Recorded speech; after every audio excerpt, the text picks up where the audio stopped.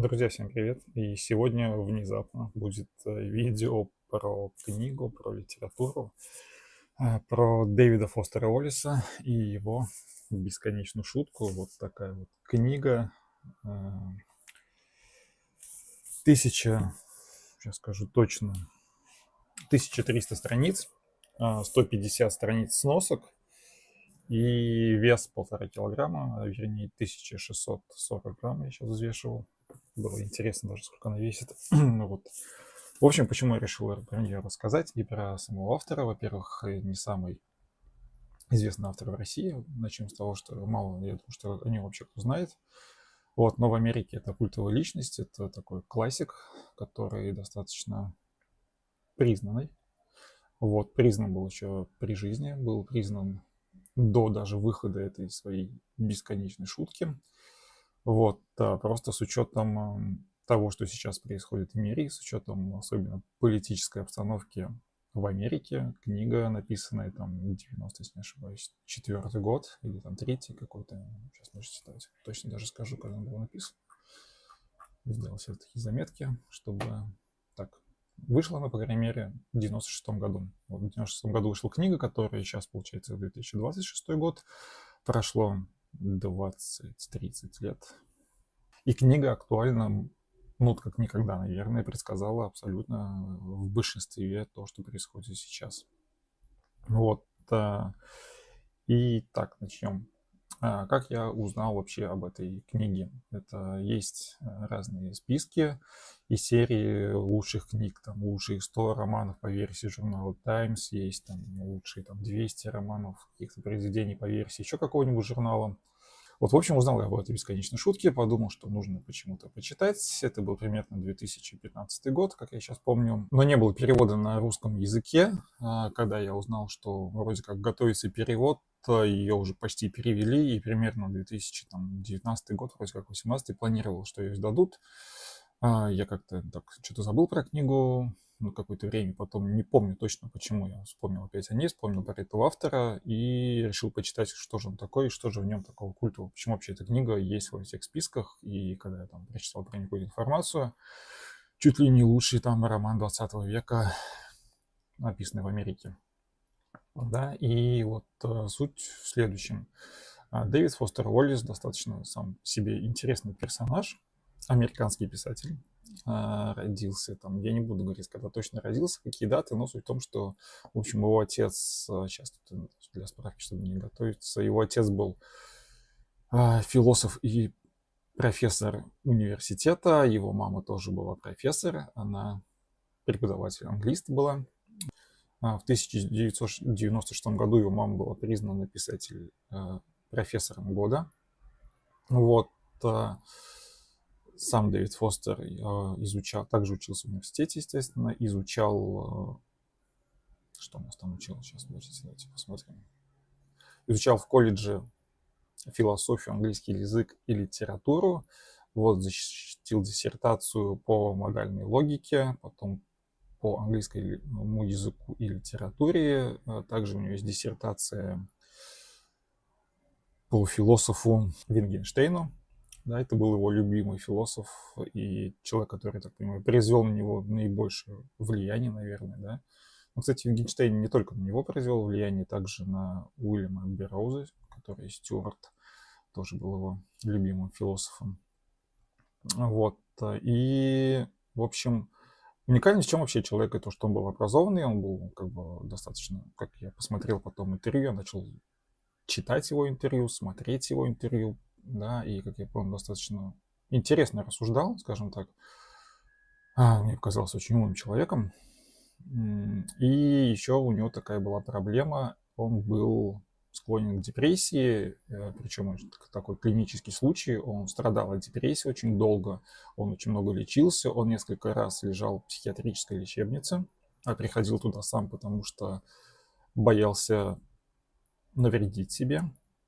Вот он лечился таблетками, там, ну, то есть какие-то препараты выписывали ему. Он также лечился шоковой терапией, то есть, да, электрошоком его лечили. Для меня это было удивление, что сейчас есть электрошок, вообще им лечат людей.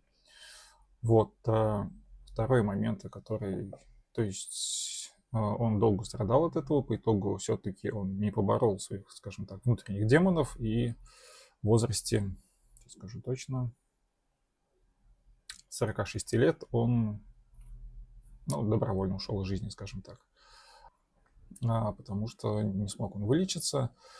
И вот эта смесь такого, знаете, человека, который... Он еще в какой-то период очень много употреблял алкоголя, да, то есть я не нашел никакой достоверной информации, чтобы он употреблял какие-то запрещенные вещества, если честно, вот во всех источниках.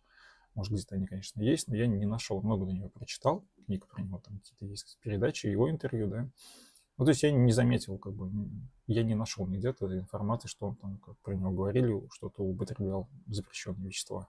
Да, бухал, да, жестко бухал, до психушки допивался, я так понимаю, до чертей, до белой горячки, да, раз потом сам добровольно пошел лечиться. Но вот эта смесь человека, который, с одной стороны, очень умный, он очень много читал, то есть очень много разбирался и хорошо в литературе, в разной, в том числе в русской литературе разбирался. К примеру, знал, кто такой Виктор Пелевин, да, в одном там интервью, где его спросили про Пелевина, он сказал, что это очень интересный писатель, с которым он хотел познакомиться. Вот. Также есть интервью, где Виктор Пелевин говорит, что, как я понимаю, восхищается. Не восхищается, может быть, он там говорит, что ему нравится Дэвид Фостер Уоллес, есть такое интервью, вот. Поэтому вообще мало, мне кажется, кто из зарубежных людей, тем более писателей, которые говорят вообще, что там про русскую литературу, что они знают что-то.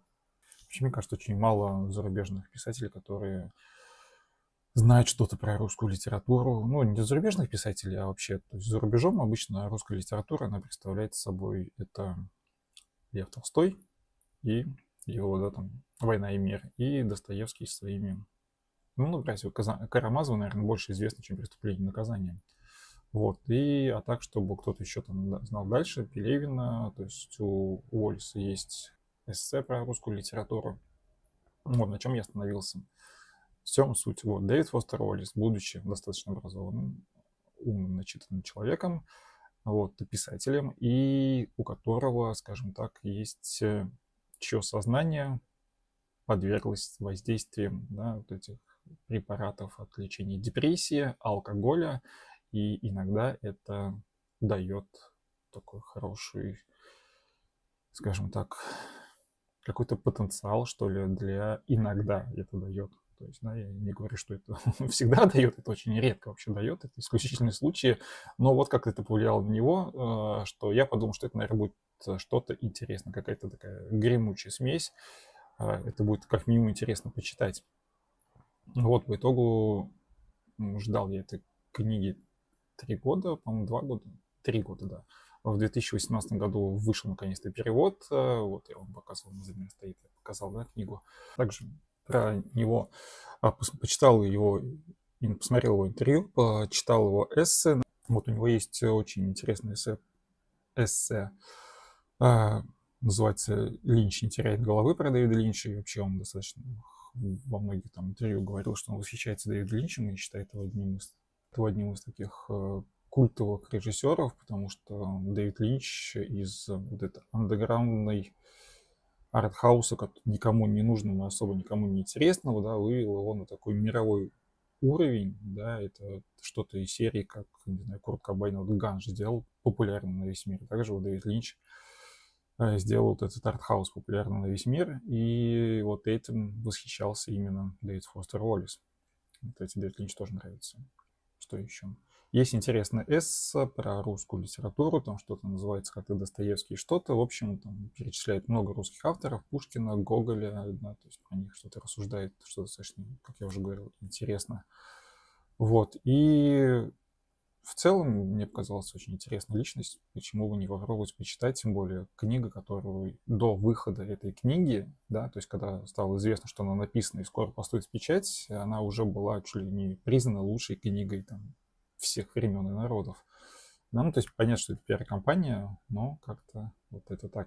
Потом посмотрел еще, про него есть интересный фильм под названием «Конец тура», он основанный на книге, по-моему, Липский, как-то так, я не помню точно автор. В общем, это был человек. Это был журналист, работающий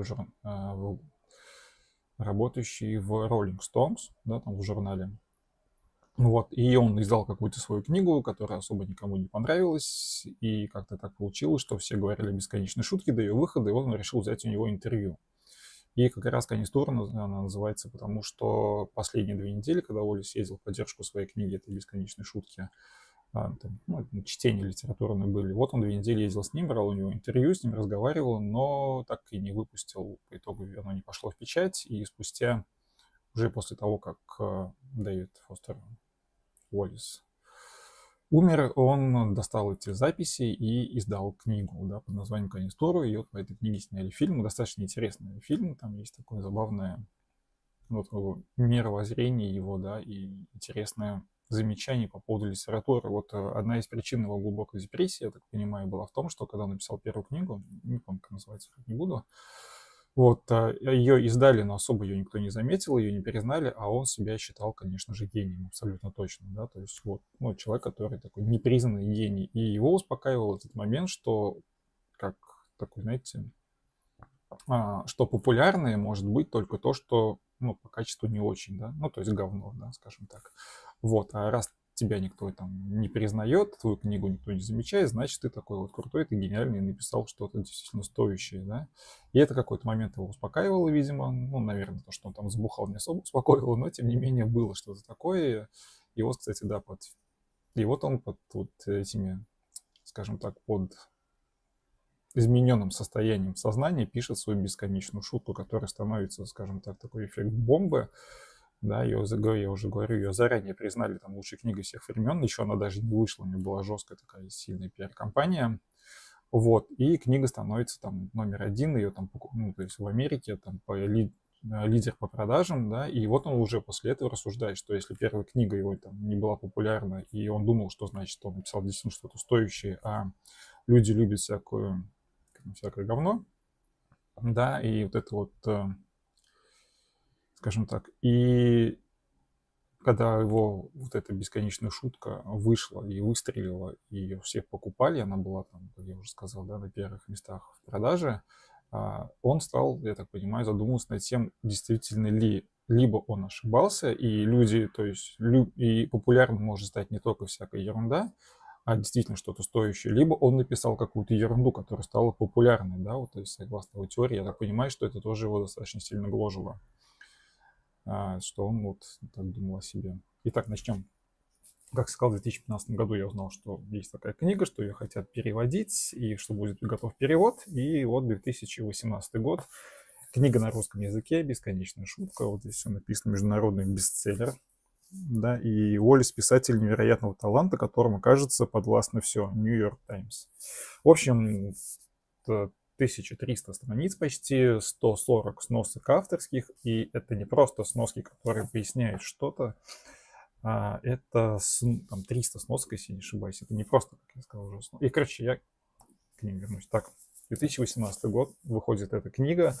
Мне приходит уведомление о том, что она поступает в продажу, наверное, в первый или второй день делают. Я, короче, делал предзаказ, купил сразу, как она только вышла, один из первых купил, такой посмотрел, 1,5 килограмма веса, очень много.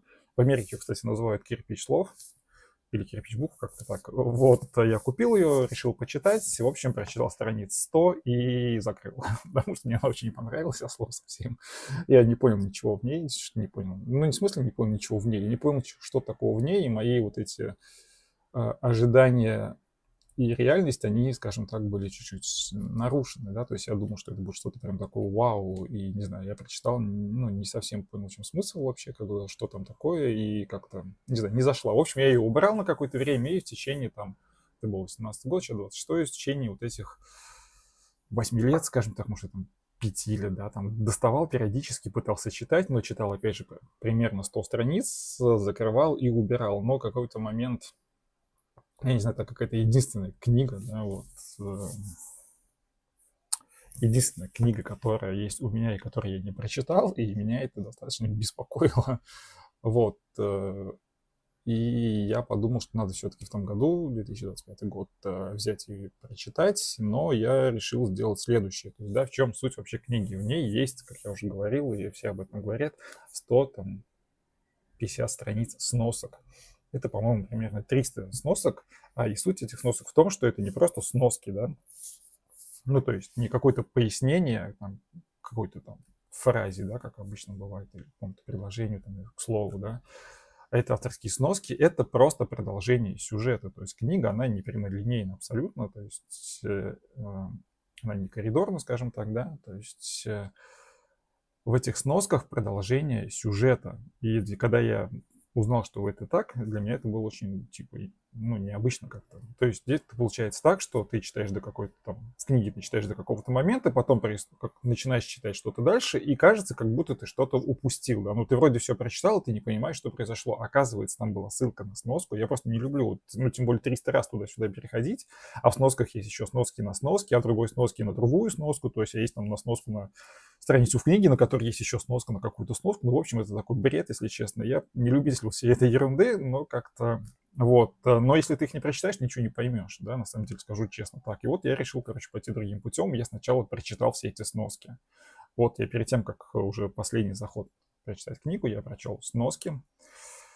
И понял, да, во-первых, что это продолжение сюжета, там очень много, там нету спойлера, ты, по крайней мере, но там есть объяснение того, хотя бы, кто главные герои вообще, да, кто они, чем они занимаются, там, какое они там имеют место в книге, сюжет, про что книга, да, там, в целом сюжета глобального здесь нету, да, но тем не менее ты понимаешь хотя бы про что книга. И после этого, когда я уже начал читать, после прочтения сносок, начал читать книгу, я прочитал ее там в одном дыхании, и она мне очень понравилась.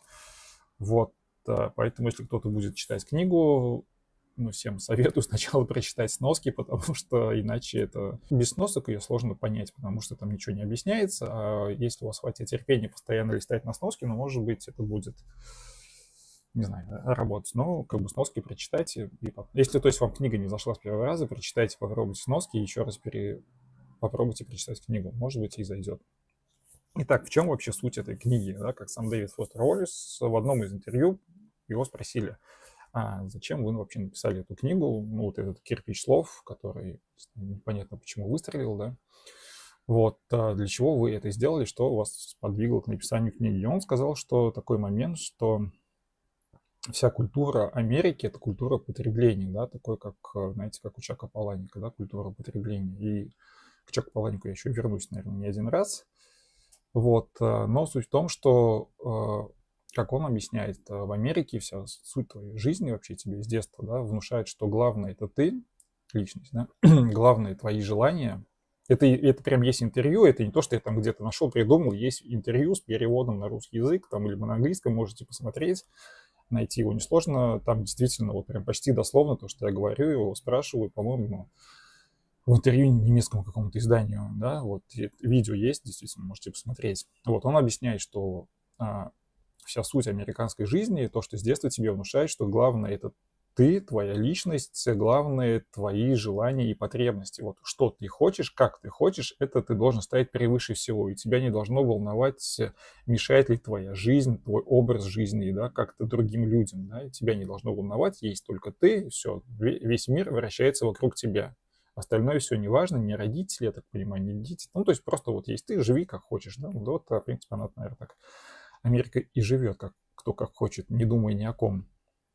Вот, и плюс второй момент, для того, чтобы быть счастливым, тебе нужно просто что-то купить, да, вот это вот как раз культура потребления, то есть тебе плохо, иди купи себе там, не знаю, машину, если ты можешь себе позволить, или там холодильник, телевизор, то есть неважно, то есть ты должен постоянно покупать, потому что вам объясняют, что вот в этом есть счастье, и он говорит о том, что у него были знакомые, которые получили хорошее образование, у которых хорошие работы, хорошие зарплаты, да, то есть они обеспеченные люди, но внезапно, как по какой-то непонятной сначала для него причине, некоторые из них начали, как он сказал, массово, по-моему, я не помню, там, совершать Роспотребнадзор. Вот, и он решил разобраться, почему человек, который обеспеченный, у которого, в принципе, он может себе позволить в жизни все, ведь пропаганда, как он говорит, американской, культура именно в том, что купи, и тебе станет легче. Хочешь быть счастливым, купи себе что-нибудь. Если ты там несчастен, купи себе что-нибудь. То есть всегда в любой непонятной ситуации иди и покупай, скажем так. Вот это можно так объяснить. И они, скажем так, вот почему-то и дожили, скажем, до своих каких-то лет.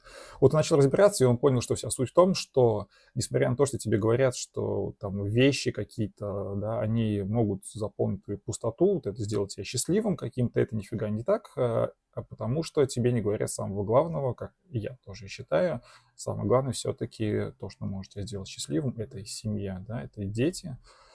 Вот, поэтому люди, которые там за 30, они там вроде достигли всего, да, но у них нет отношений особо нормальных, у них нет детей, у них нет семьи, у них есть эта пустота отдать кому-то, заботиться о ком-то, не знаю, вот, вот эта пустота и покупки, они не заполняют никак эту пустоту, и люди вот, скажем так, делают то, что они делают, да.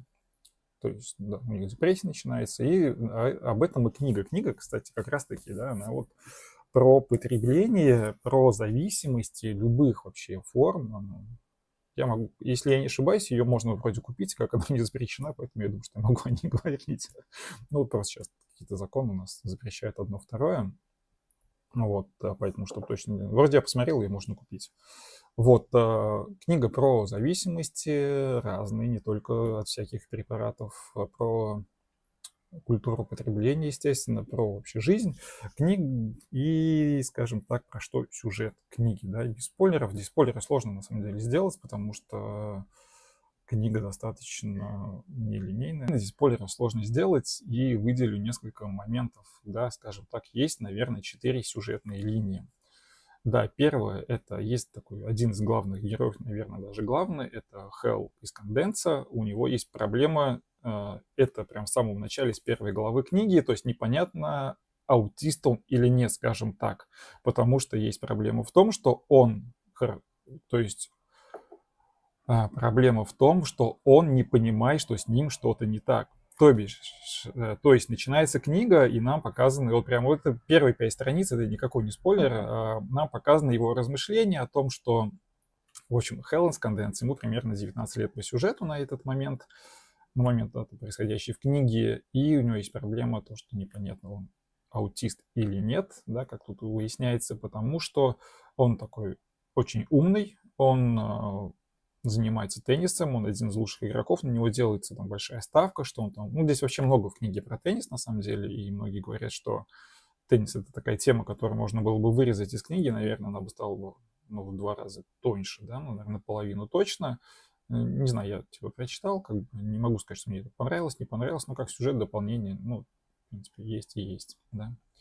Вот, Хеллас Конденса, молодой, начинающий, подавающий большие надежды теннисист, спортсмен, на него делал ставку, но проблема в том, что он, скорее всего, аутист, да, то есть с ним явно что-то не так, но и он поступает в институт или там в колледж, да, как у них там называется, в институт, наверное.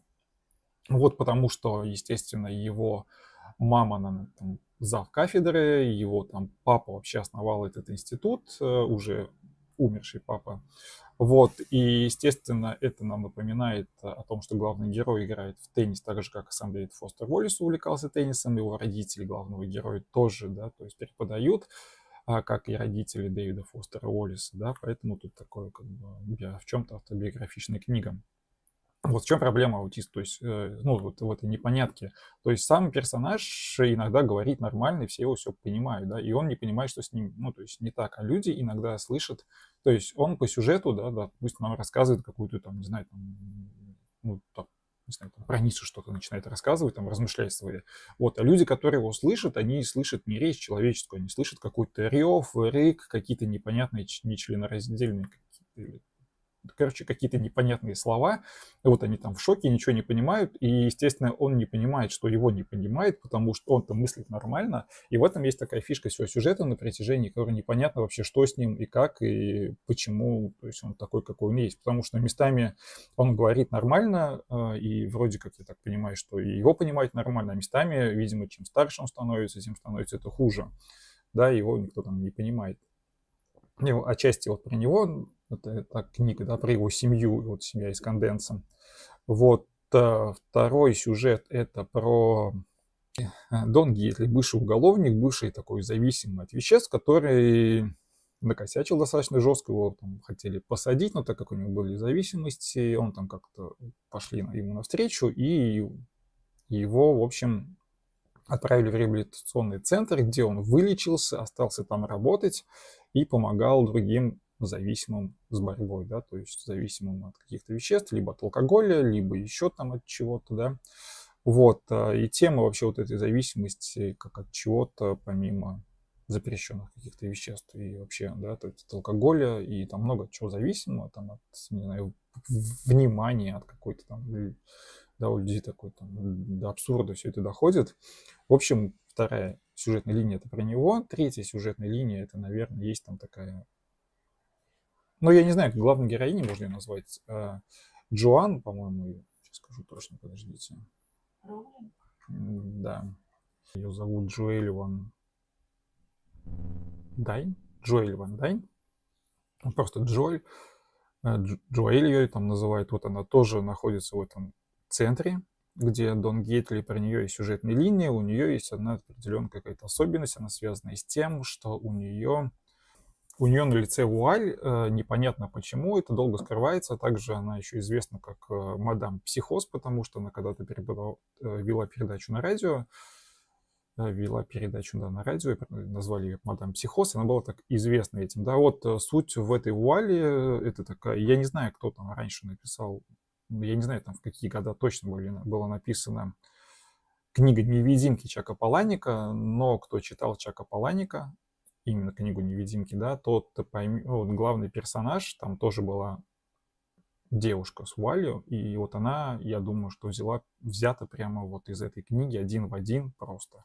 И вообще Чак Паланик, мне кажется, много взял у Уоллеса, «Бесконечной шутки», может быть, в других книгах. Вот, но в «Бесконечной шутке» он точно вот взял какие-то вещи, по крайней мере, культуру потребления абсолютно точно. Вот, и сюжетная линия еще есть такая, что есть квебекские сепаратисты, которые хотят, в общем, отделение от государства, да, и вы, наверное, не поймете, кто такие, что за отделение. Скажу, короче, сразу. Дело происходит в недалеком будущем. В книге «В чем суть?» Есть такая организация. В общем, нету Соединенных Штатов как таковых, да, есть организация как под названием, ну, как государство, в общем, под названием ОНАН, да, что расшифровывается как Организация независимых американских наций, в которую входит Мексика, в которую входит Канада.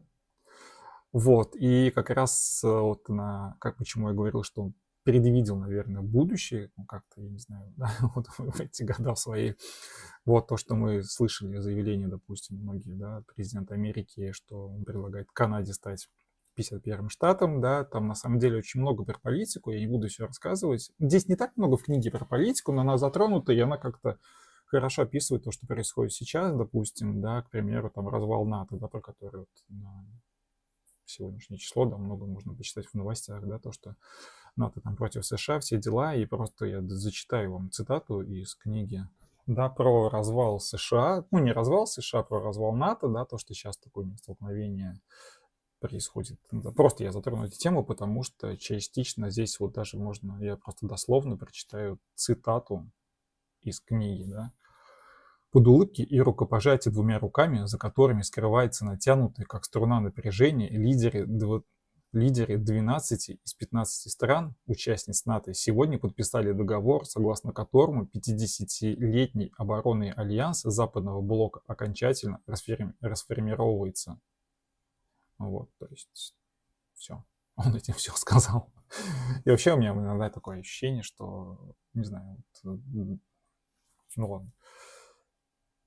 Ну, в общем, я думаю, что бесконечно... Мне иногда кажется, что «Бесконечная шутка» — это какая-то любимая книга Дональда Трампа, и вот он, не знаю, там, начитавшись ее, решил воплотить в жизнь все, что там в этой книге было написано 30 лет назад.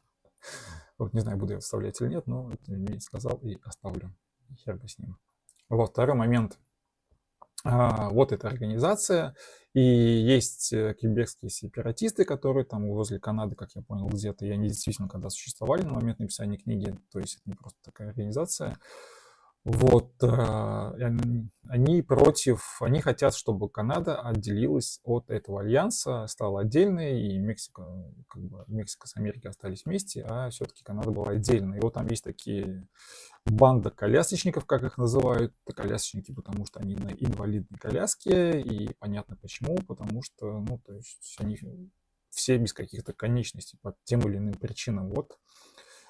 И они как раз таки четвертой сюжетной линии вот про эту организацию. В чем там суть вообще? То есть я тут попытаюсь сейчас как-то объяснить. В общем, у главного героя Хелл из Конденции отец, который уже умер. Ну, это с самого начала книги говорится. Его, не помню, как зовут, ну, не суть. В общем, его называют Бедный Аист, либо просто сам, и он умер. Короче, он умер. Вот, но отец его списан отчасти, наверное, прям, может быть, даже не отчасти. Я думаю, что это полностью такой прототип. Отец его списан полностью с Дэвида Линча, ну, я так считаю. И это, в принципе, ну, кто смотрел фильмы Дэвида Линча и потом будет читать книгу, потому что в книге есть описание, да, вот этих вещей. В общем, его отец, он помимо того, что основал этот институт, он еще и снимал независимое кино, артхаус, да, как раз таки вот это, на тот момент, когда он был не популярен, никому не нужен, и в связи с этим вот он, как раз таки его отец, как персонаж главного героя, да, списан с Дэвида Линча. Там будет описание сюжетов, какие он снимал, и все, я думаю, кто смотрел фильмы Дэвида Линча, там, да, не так уж их много на самом деле, вот, тот узнает, да, то есть вот этот стиль, сюжет, как это все делалось. Это прям, ну, то есть, я думаю, так как Дэвид Фостер Уоллес неоднократно заявлял о том, что он считает его там чуть ли не лучшим режиссером, да, Дэвида Линча.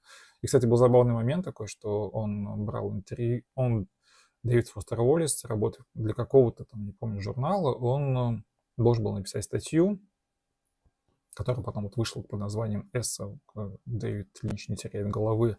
И на момент, когда снимался фильм Дэвида Линча «Шоссе в никуда», он был на этих съемках и, естественно, там записывал, что происходит. Я не помню точно суть, я помню, что была суть такова, что какие-то декорации, там было дерево, и единственный человек, которому вообще, как он понял, что насколько крут был Дэвид Линч, потому что это единственный человек, который мог себе позволить посередине декорации возле дерева встать и пасать. Вот он написано так, что он на тот момент, вот когда он увидел эту сцену, как Линч стоит на декорации, вот, он понял, насколько он, типа, властный и крутой. Не понимаю в чем, но как-то вот он для себя отметил это так. Вот момент следующий. В книге, конечно же, что у нас? И вот его отец, режиссер, который снимает артхаус, в котором периодически снимается вот эта девушка с вуалью в главной роли. Вот, он снимает перед смертью, снимает последний фильм. Фильм называется «Бесконечная шутка». Это уже там третья версия фильма под названием, как я сказал уже, да, фильм называется «Бесконечная шутка». Это, но второе название у фильма сам издат. И да, это действительно, это не там какая-то связь с переводом, сам издат в оригинале, там я потом даже почитал. Действительно, то есть книга названа, ну, фильм точнее, «Бесконечная шутка». Это фильм в книге «Бесконечная шутка», под названием книга тоже «Бесконечная шутка», назван в честь советского самиздата вот этого подпольной, да, литературы, подпольной музыки. Там точно не помню, что еще у них было. Ну, в общем, там, потому что там прямо по тексту это объясняется, это есть, по-моему, в сносках, что действительно там объясняется слово самиздат, что с русского на английском оно означает. И действительно, то есть вообще в книге очень много упоминаний русских ученых, писателей. Не знаю, мне кажется, я ни в одной книге не встречал столько упоминаний о каких-то русских деятелей культуры или науки, да. Вот, и там есть даже такой момент, что там американские студенты, да, они там едут в школьном автобусе и читают Обломова внезапно, вообще внезапно, просто Обломова читают. Не знаю почему, ну вот так вот как-то. Вот, естественно, там есть много упоминаний про, есть, точнее, ну, немного есть упоминаний про Соляриса Тарковского. Я так понимаю, наверное, тоже отчасти, может быть, как-то он там, пускай взял за прообраз. В общем, его отец снимает перед смертью фильм под названием «Бесконечная шутка». И все. Вот он снимает «Бесконечная шутка». В чем суть фильма? Вообще, в чем суть книги? Я как-то так потом нарежу, может быть, в чем вообще суть книги? Культура потребления, как у Паланика. Все хотят что-то потреблять. Фильмы с утра до вечера все включают, смотрят, но тогда нету телепередач, были там кассеты, да, то есть кассеты, ты приходишь, заказываешь кассету, там даже было такое, что у людей у них дома кресло, как я понял по описанию, это что-то либо как у стоматолога, либо, знаете, как в сериал «Друзьях», там у Чендлера и Джоуи, у них такие были кресла, они откидывали еще постоянно их. Вот что-то типа такого кресла, ты ложишься, то есть в каком-то в полулежа состоянии, тебе подъезжает столик с едой, ты ешь, смотришь там передачи вот эти, фильм так они называли, там, кассеты или как-то, ну, то есть, по-моему, как-то так вот было. В общем, ты смотришь, ты ешь, потом в какой-то момент ты засыпаешь, кресло понимаешь, что ты засыпаешь, оно раскладывается полностью как кровать, в общем, все вот как-то так происходит, и потребление все смотрят, это вообще главное, то есть смотреть что-то, это с утра до вечера, все вот на этом зависли, да, то есть телевизор, главное зло, 96-й год, напомню, в принципе, ничего не поменялось, вот, но и, в общем, он снимает фильм «Бесконечная шутка», который также называется «Сам издат», и он убивает людей. Да, действительно, то есть люди смотрят его, они забывают обо всем, они забывают поесть, попить, сходить там в туалет, да, то есть они просто сидят, смотрят, у них высыхают глаза, высыхает мозг, и они умирают. То есть от этого просмотра этого фильма они умирают. И вот как раз-таки есть банда сепаратистов, которые, да, вот эти, они, банда колясочников, они ищут оригинал этого этого фильма для того, чтобы устраивать террористические акты.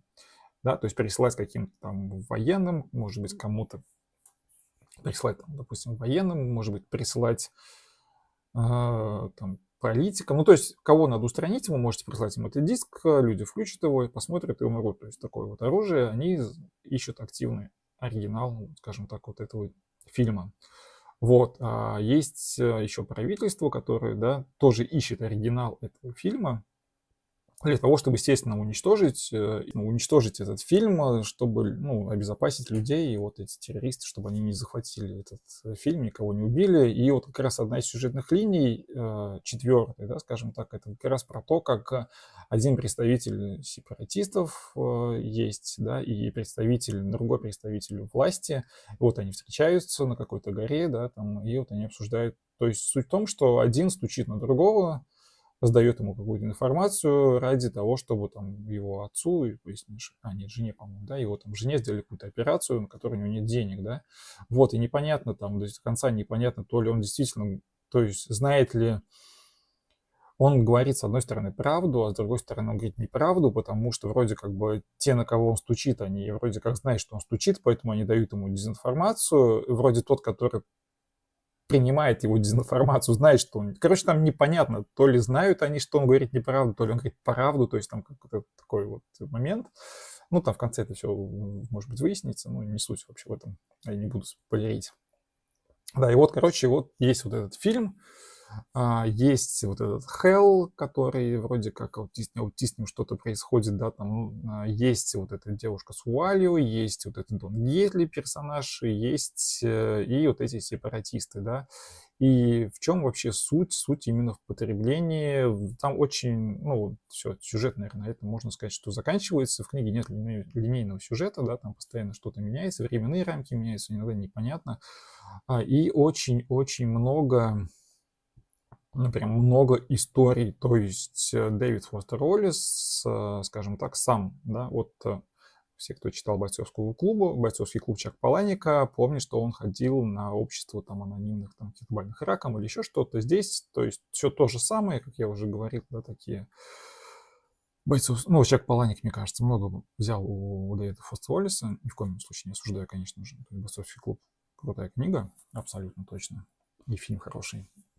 Вот суть в чем, что вот Дэвид Фостер Уоллес при жизни посещал, да, вот эти клубы анонимных алкоголиков, анонимных там любителей запрещенных веществ, да, то есть я думаю, что он там наслушался такого, да, что мне кажется, то, что он описывает в книге, да, вот есть вот эти персонажи, которые выходят, да, когда там, здравствуйте, там, я, там, не знаю, там, типа, Иван, я алкаш, да, и начинает рассказывать там свою жизнь, да, там, или там зависимость от каких-то веществ, и начинает рассказывать свою жизнь, да, там, вот как в фильмах показывают в американских, да, там, почему я пришел, как вообще я стал тем, кем я стал, и там иногда просто ты в шоке от того, что, ну, там их очень много, этих историй, они просто одна отличается от другой, и они действительно жесткие просто. Вот. И там вот описано это очень много, как то, что с детства, что с людьми там происходило, да, и вот они единственный уход от реальности, это там либо начать бухать, это убежать из дома, либо еще что-то там прям действительно, ну, мне кажется, такое просто сложно прям придумать, и я думаю, что действительно он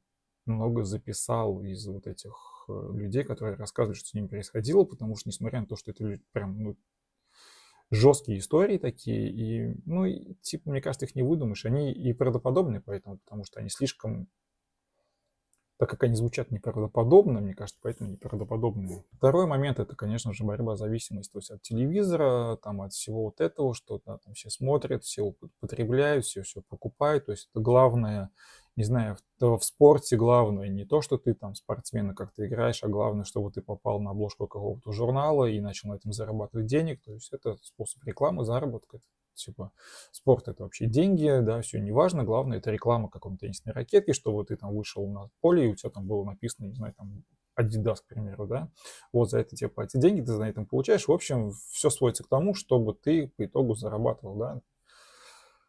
Вот второй момент, который в книге поднимается, это, ну, наверное, потребление все-таки. Вот, я говорю, там очень много историй, есть мат, есть прям вообще для меня было, ну, то есть здесь, понятно, указано 18+, в книге стоит значок, сразу говорю, да, 18+, она должна сейчас продаваться запечатанная, если я не ошибаюсь. Вот, в чем суть, что я изначально читал, когда там, не знаю, может быть, страниц 100 прочитал и там, ну, не понял вообще, ну, вроде как, ну, 18+, не понимаю почему, как вроде ни мата, ничего нет. И в какой-то момент начинается одна какая-то глава, где просто с самого начала и до конца мат-перемат, столько, что, я не знаю, там Сектор Газа и группа Ленинград даже рядом бы, наверное, не стояли, там просто вот сплошной мат, потому что и там суть в чем, знаете, вот в том, что есть люди, которые, да, вот они на определенном социальном уровне, да, то есть там зависимые какие-то там алкаши, скажем так, да, которые, да, уже все потеряли в своей жизни, да, и вот они разговаривают так, как они разговаривают, да, там кроют всех направо и налево. И действительно, там очень много местами прям такого попадается, что ты просто читаешь и не понимаешь, что это такое, да.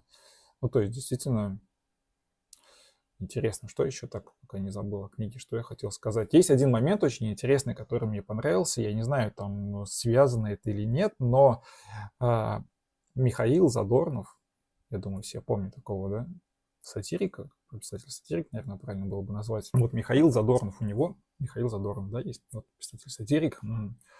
У него был такой рассказ, монолог, я не знаю, как правильно сказать, про мужика, который на стройке хотел украсть там что-то, кирпичи или что-то, и там наверху стояла эта бочка, он привязал веревку к руке, бочка упала вниз, он полетел вверх, столкнулся, естественно, с бочкой, потом бочка упала, разбился, оттуда высыпались кирпичи, пустая бочка, так как она легче, чем он, полетела вниз, он опять с ней столкнулся, потом, короче, он проснул, что-то очнулся, да, после падения, посмотрел, не понял, что у него на руке за веревка, отвязал эту веревку, и бочка полетела вниз, опять упала на него. Вот, бесконечной шутки, один в один. Я сначала не знаю, может быть, это переводчики так сделали или что, точно не знаю, но один в один, тоже стройка, 6-й этаж, тоже бочка с кирпичами, тоже мужик, но он только звонит в службу безопасности, ну, куда-то, и просит, чтобы ему приехали, оказали помощь, потому что на стройке с ним произошло вот то, что произошло. Дословно, один в один, который, мне кажется, мне иногда, ну, в какой-то момент даже показалось, что просто переводчики взяли, нашли монолог Михаила Задорнова и просто оттуда скопировали его слова и вставили в книгу, да. И вот потом мне стало интересно, там, ну, я не буду говорить, что кто-то из них у кого-то украл, потому что я понял, что вот эта история, она достаточно популярна в Америке, и какие-то есть истории, серии, наверное, знаете, как у нас про там маленький Вовочка, да, там у нас было там что-то в поле пошел, там что-то нашел, да, скажем так. И вот, я как-то понимаю, эта история, она очень популярна, какая-то известная в Америке, какая-то там, ну, просто какой-то рассказ или какой-то слух какой-то, я не знаю, да. Вот, но один в один действительно для меня было удивление. Вот что и вроде все, как политики, как я сказал, она есть точечная, она есть достаточно четкая политика описана, но книга сама по себе, честно, ее тяжело читать, она достаточно местами очень скучная, она очень даже, я бы сказал, скучная местами, особенно когда про теннис говорится, она иногда очень прям интересная, вот рассказы людей, как они там стали тем, кем они стали, они действительно очень, очень интересные, они достаточно такие вот, ну не знаю, они такие печальные, да, то есть люди как бы, ну, то есть описано, почему человек стал таким, да, там, алкашом и все потерял, да, и ты там читаешь его детство, и ты думаешь, да, неудивительно, в принципе. И тебе становится жалко этого персонажа, на самом деле. Вот, и многие пытаются как бы вылечиться, вылечиваются, да, вот. Второй момент, это в книге, конечно, вот эти культура потребления, да, все надо купить, надо, там, главное, это деньги, деньги, деньги, деньги, деньги, шмотки, все, человеческая жизнь ничего не стоит, скажем так, да, наверное, человек, не знаю, интересы людей вообще ничего не стоят. То есть главное ты, главное твои деньги, и живи как хочешь, да, вот это он это осуждает в этой книге. Вот, и, не знаю, в книге нет какого-то завершения, наверное, могу сказать, что книга, мне она понравилась. Вышла вторая, вышел он сейчас на русский язык, незаконченная книга его, которую перед смертью написал, если я не ошибаюсь, называется «Бледный король», я еще не читал ее, но вот сам автор и вот вообще, да, для этого Стройс мне произвел большое впечатление. Действительно очень интересный персонаж, писатель, ну, персонаж, очень такой, очень мощный, скажем так, писатель. А, Тяжело действительно читать ее местами. В целом очень круто. Вот действительно. Все, всем спасибо. Комментируйте, ставьте лайки, подписывайтесь. Посмотрим, может быть, что-то еще выложу про какую-то книгу. Так что, в общем, читаем и не скучаем, скажем так. Вот такой лозунг: читаем и не скучаем. Все, всем пока.